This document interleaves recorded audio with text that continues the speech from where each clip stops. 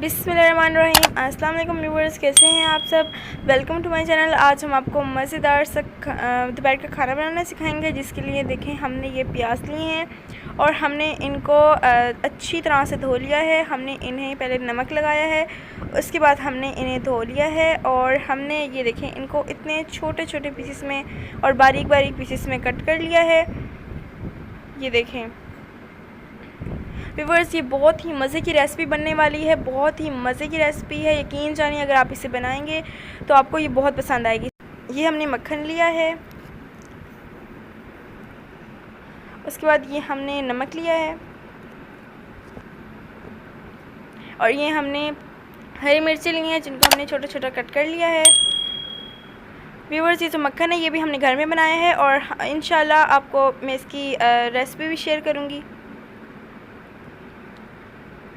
सबसे पहले हम एक बाउल लेंगे, उसके अंदर हम ये प्याज डाल देंगे।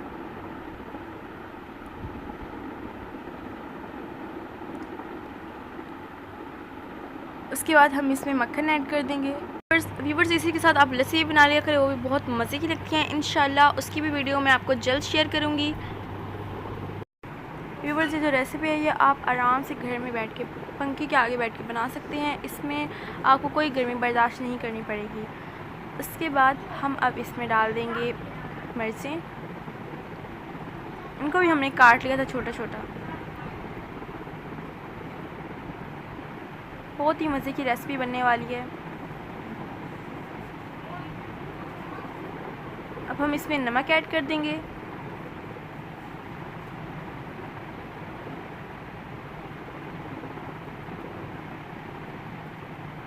अब इन सब चीज़ों को अच्छी तरह से मिक्स कर देंगे। इनको अच्छी तरह से हमने मिक्स कर लिया है।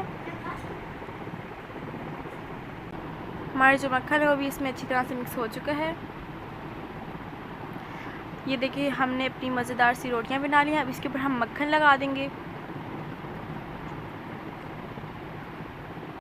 ये देखें व्यूअर्स, हमारी रेसिपी कितनी इजी है और कितनी जल्दी तैयार हो जाएगी। ना आपको गर्मी में बर्दाश्त करनी पड़ेगी, ना ही आपको ज़्यादा मेहनत करनी पड़ेगी। मज़े से आप घर में बैठ के पंखे के आगे बैठ के अपने ये मज़ेदार सा और हेल्दी खाना बना सकते हैं।